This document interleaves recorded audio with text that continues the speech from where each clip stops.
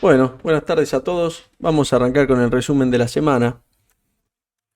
Vamos a arrancar por Argentina. En principio, me parecía interesante arrancar por la curva SER, porque es lo que más volátil estuvo en estos días. Y es sobre lo que más consultas también me estuvieron haciendo. Acá lo que hice fue poner tres fotos de lo que fue la curva SER. Primero el 7 de junio, cuando antes del impacto del cimbronazo que hubo en el SER con la salida de los fondos. Luego el 27 de junio, en donde ahí estábamos en el medio del golpe, en donde en el momento veníamos hablando de arbitrajes de bonos, o bueno, de las posibilidades y de los riesgos que tenían estos bonos, ¿no? Y ahora tenemos una imagen a hoy, que es con la curva otra vez normalizada y muy cerca de como estaba el 7 de junio.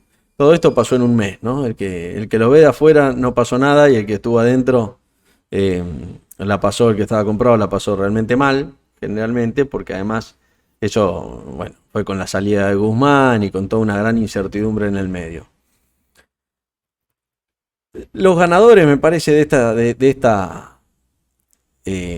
esta dinámica, digamos, fueron los que estuvieron arbitrando o los que tuvieron determinadas estrategias. La verdad es que si uno diferentes estrategias y dieron positivas, aunque hayan sido diferentes, ¿no? Porque el comprador de bonos em, salió bien, en líneas generales. El que compró, bueno, el que tenía el TX24 antes del problema no, pero está muy parejo.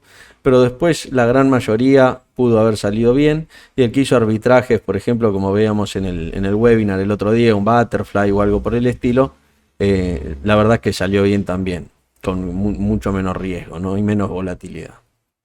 Pero la verdad es que hubo diferentes estrategias y todas dieron sus posibilidades. Ahora, de ahora en más, ¿qué podemos esperar? Esta es la curva más actualizada. Yo la verdad es que los bonos SER ya no me parece que estén tan en términos de precio baratos, por decirlo de alguna forma. La curva tiene una forma que vamos a decir que está humped o jorobada, digamos, tiene una joroba, a ver si la podemos identificar. Acá se identifica mejor. Esta está actualizada, la otra es al 13. Estos dos puntos que están acá, que son los TX 24 y T2X4, si analizamos la curva, debieran estar en teoría más abajo. Esto significa que la curva está, como dijimos recién, jorobada, y generalmente hay estudios que indican que, bueno, obviamente que esto responde, no me voy a meter en la teoría de los bonos, pero esto responde a una incertidumbre futura. Bueno, justamente es en la época de las elecciones, y generalmente se espera algún movimiento en lo que es política monetaria y demás. ¿Qué puede ser interesante hoy, me parece? Y apuntar a la estrategia Roll Down the Curve, que es entrar en los bonos más, los que van a acelerar más en los últimos tiempos al vencimiento. Y si no, alguna estrategia Yield to Maturity en los bonos más cercanos, 23, 24, puede ser interesante, siempre conociendo los riesgos, ¿no?, de estos bonos, obviamente, que es la posible reestructuración en pesos. Yo la verdad es que no veo la reestructuración, o sea, obviamente es un riesgo.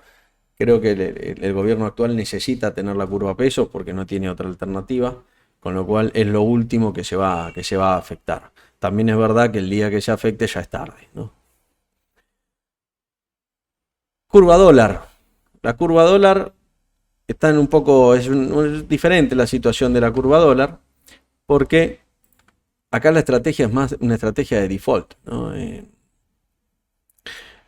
Entiendo que por eso tenemos la curva como la tenemos. Entonces, generalmente se habla de la estrategia de default, o se habla mucho de buscar la baja paridad. Entonces vamos a los bonos más cortos o a los más largos. Lo que uno busca es tener paridad más baja. Por eso es que tenemos una L30 cotizando en donde está, y que parece una buena alternativa y que seguramente lo sea. Hay otras estrategias, porque en cada reestructuración, también no me voy a meter acá porque si no se nos va a hacer muy largo, pero en cada reestructuración generalmente los bonos se segmentan por maduración, por maturity, y de acuerdo a eso se determinan ciertas curvas. Entonces uno, estimando en qué lugar de la curva va a estar, sabe si va a entrar en un canje en un espectro de la curva o en otro, a mayor o a menor duration. Y por el otro lado, otro factor importante es cuántos cupones están, cuánto demora esa reestructuración y cuántos cupones quedan adentro. Eso también es un factor que juega, que en definitiva es el valor técnico de los bonos, ¿no? Vamos a darle una mirada al tipo de cambio, al cierre de hoy. La brecha se ubica arriba del 130%. Sabemos que las importaciones, el que no lo sabe, se lo digo, y la gran mayoría, sabemos que las importaciones están totalmente casi congeladas, diría. Con lo cual, algo va a tener que pasar, me parece a mí, porque así no hay forma de que esto pueda seguir. Acá tenemos el calendario de vencimientos. El vencimiento grande viene ahora en agosto, que es de bono SER. Todo indica que va a ser a fuerza de emisión. Y acá tenemos el movimiento de los fondos de los últimos días. El movimiento diario, el movimiento semanal y el mensual. Vemos como la salida de fondos desde fines de mayo, en términos generales, si bien se viene recuperando levemente, como la salida fue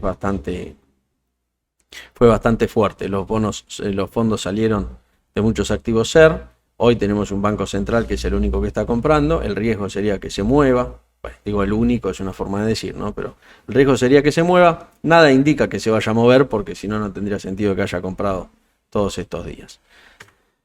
Vamos al mercado de Estados Unidos. Cierre de hoy. El Standard & Poor's cerró al alza. En la semana terminó el 1% arriba. El viernes pasado también tuvimos una alza fuerte y toda la semana hacia abajo. Levemente, pero fue relativamente hacia abajo. Hoy, con la suba de hoy, terminó quedando abajo. En los últimos 30 días, 3% arriba, y en los últimos 90, 12%. ¿Por qué me paro en esto? Porque creo que estamos en una corrección bastante larga, que es esperable, de un par de semanas, de un par de días, de 30 días, estamos hablando ni más ni menos. Por ahí son más menos, ¿no? Hay que ver cuándo arrancó. Eso lo vamos a ver después. Y lo que tenemos, bueno, Gas and Oil, que sigue manteniendo la pérdida más grande, creo que es la de Gas and Oil, y el recupero de ARC de los últimos 30 días es de lo más notable acá. Así es como cierra el índice hoy, y la corrección arrancó, bueno, en este momento que justo habíamos hablado de la corrección, que es más o menos entre principio de mediados de junio tiene que haber sido. Sí. Vamos a los datos de inflación. Esta semana hubo datos en Estados Unidos. Por un lado, datos de inflación. Acá estamos viendo el índice de inflación arriba a la izquierda. Abajo estamos viendo la inflación núcleo. Lo que estamos viendo es que los precios de los productores se están acelerando, se siguen acelerando. Por otro lado, la inflación núcleo está bajando. Y la inflación general sigue subiendo, ¿no? Esta semana sorprendió al alza la inflación general. Y acá lo que hice fue desglosar algunos gráficos de los componentes del índice de inflación, ¿no? Comida fuera de casa, servicios dentales, bueno, harinas, etcétera, etcétera. Hay varios, muchos, yo lo puse en Twitter, algunos de ellos, hay muchos que están empujando los precios hacia arriba. Otros datos que tuvimos esta semana, el optimismo de las pequeñas empresas, que es un predictor de la economía, de lo que están viendo las pequeñas empresas, tienen menos de 100 empleados, pequeños negocios, y que están viendo, es una encuesta que se hace con diferentes indicadores, y qué es lo que están viendo de la economía en el presente, en los próximos 6 meses, y con eso se hace un índice. Por el otro lado tenemos la confianza del consumidor de la Universidad de Michigan, que la estamos viendo acá abajo. Sabemos, o yo lo puse en algún momento también en Twitter, que está muy relacionado al costo del combustible, al precio del combustible en surtidor, ¿no? Entonces, en la Universidad de Michigan, esta encuesta nos arrojó el 1%, el 1,10 mayor al mes pasado. 51,1 contra 49,9. Esto era la estimación, ¿no? Y esto es como estaba el mes pasado. Y acá tenemos el desglose de este índice. Se compone con subíndices, y estos subíndices son los que se ponderan y se genera este índice que nos da 51,1. Lo importante es ver qué es lo que está sucediendo dentro de este índice, ¿no? Por ejemplo, la expectativa de inflación está bajando, lo cual es algo bueno para el mercado. Las condiciones de mercado están mejorando, 57 contra 53. Esto es un punto grande, mueve bastante la aguja, si lo miran cómo se pondera. Y esto es el que mueve generalmente el precio de la gasolina. Hay una gran correlación y ese es lo que hace cambiar mucho el humor del consumidor. Porque después tenemos la expectativa, sigue bajando, y tenemos la expectativa de 5 años de inflación, que bueno, también sigue bajando, lo cual eso es bueno. Acá tenemos el precio de la gasolina, lo que decía recién, desde la última encuesta hasta esta encuesta, como viene bajando. Y acá tenemos el precio de la gasolina, la nafta, digamos, en línea negra, y el sentimiento del mercado de la Universidad de Michigan es la otra curva. Cuando una baja, la otra tiende a subir. Acá, ahora vamos a mirar hacia adelante. Seguimos en esta línea de ver qué va a pasar con el mercado o intentar entender qué es lo que está viendo el mercado en estos momentos. Lo que hoy se percibe, digamos, los mercados hoy están convencidos de que la Fed está controlando la inflación y que la va a controlar. Que la está controlando no porque dio más alta de lo deseado, pero sí que la va a controlar. ¿Por qué? Porque se está viendo que la inflación núcleo baja, se ve una Fed muy agresiva y muy segura en que va a seguir con esta línea agresiva, no se nota dubitativa. Entonces, el mercado está descontando que las tasas de interés van a bajar a futuro, y por eso estamos viendo el break-even rate a 5 años a la baja. El sentimiento de la Reserva Federal, esta semana también lo puse en el Beige Book, en el book Beige, digamos, que es un book en donde se hacen las minutas de las discusiones que tuvo la Fed internas, y ahí se empieza a poner, digamos, el sentimiento empieza a ser negativo en cuanto a la recesión, básicamente. Y acá lo que tenemos es dos gráficos que nos muestran un índice de Bloomberg que nos muestra que la inflación ya está, o sea que es un hecho, y por el otro lado tenemos la Fed de Atlanta, que también nos marca que la recesión es un hecho. Estamos levemente por debajo de cero, pero bueno, es el comienzo y es lo que hoy ya se tiene. Estas son encuestas, ¿no?, que son los indicadores que se adelantan a la economía. Obviamente todavía no tenemos el dato del crecimiento del PBI del segundo trimestre, porque terminó hace pocos días. Eso lo vamos a tener en un futuro, pero hoy ya se está el mercado adelantando esos datos. Tenemos por otro lado una encuesta, que es la de Piper Sandler, que es un banco de inversión grande, reconocido, y que, bueno, las probabilidades están por arriba del 60%. Y como contracara de esto, también tenemos la liquidez de los hogares, el colchón de efectivo que tienen los hogares para soportar una crisis, ¿no?, lo cual está en buenos niveles históricos, como podrán ver en el gráfico que tenemos acá. Vamos a los commodities. Los commodities, primero tenemos el copper, el cobre, bajando fuerte, digamos, no para de bajar desde hace un tiempo que lo veníamos viendo y no paró de bajar. Tenemos un índice que es el de Bloomberg, que son los metales industriales, que tiene cobre, aluminio, todos los metales que se usan para la industria, que son los que nos indican, ¿por qué lo pongo acá, lo traigo a colación? Porque son los que nos indican también que se va a producir una recesión. No es a ciencia cierta, hay que analizar el contexto, pero si uno ve que baja el petróleo, que bajan los metales industrializados, que baja, bueno, la indicación es que el mercado está entendiendo que va a haber menor demanda de esos productos porque va a haber menos demanda, entonces va a haber menos producción. Y acá tenemos la situación del peso chileno, que es verdad, digo, muchos planteaban que tenía que ver con el gobierno actual, que puede ser, no digo que no, por supuesto, pero lo que muestra es una situación subyacente de que Chile tiene un PBI atado también y una moneda muy atada a las exportaciones de cobre. Y obviamente que la caída, esta estrepitosa del cobre, creo que fue como un 40%, obviamente le va a pegar en el peso chileno, ¿no? Entonces, bueno, más allá de que queramos echar la culpa al gobierno, que es posible, no digo que no estoy analizando eso, digo, también hay una situación subyacente, ¿no?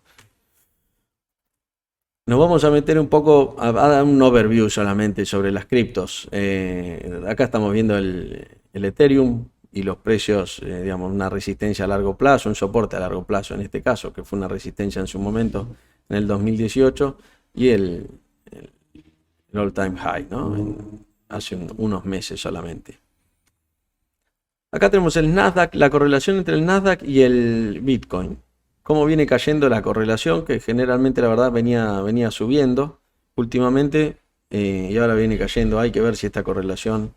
eh, todavía yo no veo un gran indicador acá. Lo estoy mirando, pero no veo que me marque mucho una indicación de algo. Este me pareció interesante traerlo, que es la comparación entre diferentes criptomonedas. El Bitcoin superó al 70% de las monedas en los últimos 90 días. Y en los últimos 30 fue mixto la relación. Con lo cual esto lo que nos está sugiriendo es que el mercado eh, está teniendo un apetito bastante equilibrado entre diferentes monedas. O sea, no está abocado solamente a Bitcoin y tampoco está abocado a otras monedas. No es que el Bitcoin perdió preponderancia ni que es que las otras monedas o que es el más importante lejos o que es el que seguramente sea el más importante. Hay que ver qué es lo que queremos analizar. Acá estamos analizando los rendimientos, ¿no? Básicamente. O sea, cómo se comportaron en los últimos 90 días y los últimos 30 días. Así que bueno, acá terminamos.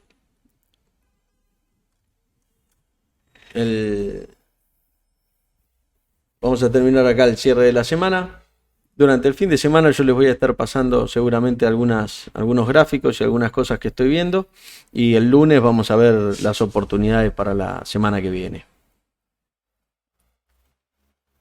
La visión de mercado para cerrar un poco, darle una conclusión a la charla, lo que se está viendo en Estados Unidos es el mercado está descontando que, como decíamos, que la inflación va a ser administrada correctamente por la Fed o que le va a poder bajar. Las dudas creo que ahora van a ir en torno a cuándo la Fed puede empezar a bajar las tasas para evitar lo que hablábamos el lunes, ¿no? El stop and go. Y por el otro lado, qué tan fuerte y qué tanto puede durar esta recesión. Y ahí hay que ver los datos que vienen la semana que viene y lo que vamos a seguir viendo en estos días. El mercado, esta corrección que hizo es porque está entendiendo que la Fed va a controlar esta situación. Hay que ver porque el mercado obviamente a medida que van saliendo nuevos datos va reajustando esas cotizaciones implícitas sobre la economía. Hay dos bancos de inversiones que esta semana dijeron que Morgan Stanley es uno de ellos, que lo que decían es que si ellos ven una recesión y creían que el índice del Standard & Poor's podía bajar un 17% más, ir a niveles de 300 puntos en el SPI o 3.000 puntos. Con lo cual, no sé si tomar esos valores taxativos, pero sí como que están esperando una baja o que pueden esperar una baja de un 10, un 15% más, que no me parece nada extraño ante una recesión y ante la confirmación de los datos que estamos viendo, que son muy preliminares, ¿no? Todo lo que estamos viendo generalmente va en torno a ciertas encuestas, que es las que yo miro, y que son las que me marcan un poco el ritmo de qué es lo que va a suceder. Obviamente que lo más importante a la hora de operar, más que de analizar, es el timing que tenemos. Más si operamos opciones, ¿no? Comprar hoy un put esperando que baje el Standard & Poor's puede ser catastrófico si tenemos una corrección de 2 o 3 semanas, 4 semanas y nos quedamos ahí colgados, ¿no? Creo que hay que irlo llevando día a día con ciertos valores técnicos. Sabemos que hay algunos puntos de soporte y de resistencia que tenemos que ir controlando, ir viendo a ver cómo se comporta el mercado ahí. En estos días lo que vimos es una lateralización. Lo que el mercado está haciendo es lateralizando. Tuvo una baja muy fuerte. Es lógico que tenga una acumulación, una distribución, un parate del mercado en donde se distribuyen papeles y en donde entran nuevos inversores. Creo que todavía hay un optimismo bastante grande en el mercado y creo que no tiene mucho. La verdad es que los datos que veo no tienen mucho asidero para que haya tanto optimismo. De hecho, hay algunos que por ahí todavía tienen dudas de que bueno, que la recesión no se ve o que todavía no está, lo cual es respetable, son puntos de vista, pero eso a mí me da el indicio de que al mercado todavía le falta caer, me parece. Así que en Argentina tenemos el índice Merval, que la verdad es que yo no soy, eh, no lo veo en líneas generales. Si no tenemos unos bonos sólidos, creo yo, si no tenemos un mercado de bonos que deja de caer, que se solidifica, que primero necesitamos una situación de mayor certidumbre, ¿no? Obviamente, a nivel político, a nivel económico. Y si no tenemos bonos que soporten, es muy difícil que tengamos un equity que soporte en dólares, ¿no? Mientras tengamos bonos así, además todo el sector bancario, me parece a mí que no tiene... Es muy difícil decir que está barato un sector bancario que está lleno de bonos y que van directo al default. O sea, hay un punto en donde va a ser absurdamente barato y muchos lo creen así y tienen razón, pero también es verdad que tienen bonos que no se sabe nada, nadie sabe lo que va a pasar. Entonces, ahí juega más, o lo que juega mucho es el costo de oportunidad, ¿no? Porque los bonos de Argentina eran una oportunidad en 30, de cuando la L30 valía 30. Sí, seguramente sí, pero hoy valen 18, 17 y perdiste un año y medio, perdiste 2 años y te quedaste sentado en un bono. Te hubiese comprado un bono del Tesoro y tenías el 6%. Obviamente que lo digo con el diario del lunes, porque la idea acá no es decir lo que habría que haber hecho. A muchos en su momento, o sea, en su momento lo dije, pero acá la idea es entender de por qué los bonos siguen bajando, porque el costo de oportunidad también es alto, hay que ajustar la inflación del Tesoro, o sea, la inflación que tiene Estados Unidos hoy, o las tasas que tiene hoy, y ajustado a 2 años, 3 años, bueno, no es tan atractivo. O sea, sí, puede ser un buen negocio, pero el costo de oportunidad es bastante. Y no sabemos cuándo se sale del túnel. O sea, se sale, pero no sabemos cuándo. Y por algún motivo, el cual desconozco, eh, muchos asumen que es como que esta crisis no va a ser peor que la del 2001. Y eso la verdad es que yo lo sospecharía bastante, ¿no? Yo no lo daría por sentado. No compararía el 2001 como un piso de mercado. Eh, Ojalá que no sea así, pero la verdad es que estamos en una situación bastante más compleja, me parece, y bastante más difícil que la del 2001. Porque hoy tenemos, en el 2001 teníamos un problema de deuda que detonó y que se solucionó. O sea, tuvimos una caída en B. En el 2013 estábamos creciendo nuevamente. Hoy, para poder hacer eso, tenemos que reformar el 70% de las leyes, no sé. Tenemos que cambiar un montón de cosas, tenemos que cambiar leyes laborales, restricciones, regulaciones. O sea, sí, se puede hacer en una situación de crisis porque se genera un consenso social. Pero la verdad es que no es sencillo. Es más parecido al cambio que se hizo en los 90 que al problema del 2001. Del 2001 se salió con la estructura legal que tenía el país y la capacidad instalada. Del 2001 salimos con eso. Eh, en cambio, en el 89 no se salió con eso. Y yo creo que estamos más parecidos al 89 o al Rodrigazo que al 2001. Eso es mi humilde opinión, obviamente, ¿no? Con lo cual yo no tomaría el 2001 como un piso, si bien fue un piso en muchas cuestiones, no estoy tan seguro de que lo tomemos como un peor escenario, ¿no? Em, Así que bueno, vamos a cerrar acá y ya estamos en contacto por el grupo y yo este fin de semana voy a estar pasando seguramente algunos gráficos y algunas operaciones para el lunes que estuve viendo que me parece que pueden ser interesantes.